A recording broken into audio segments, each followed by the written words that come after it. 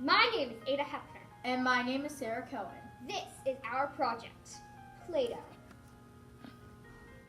When we were looking for experiments to do for our science fair, then we found the word Play-Doh, and we both grew very excited since we both love Play-Doh.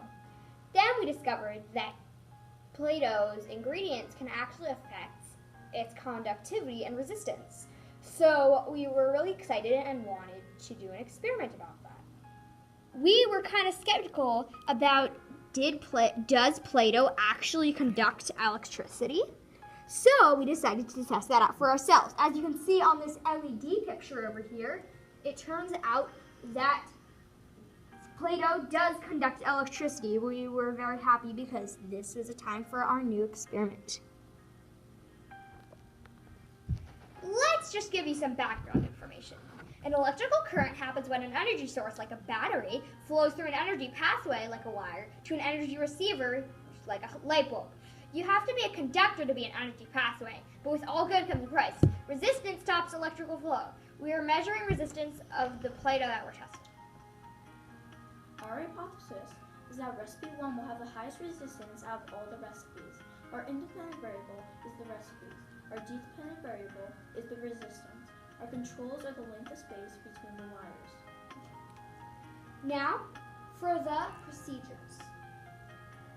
We have to make the Play-Doh, set up the multimeter, and then put the wires on the end, the multimeter on the end of the Play-Doh.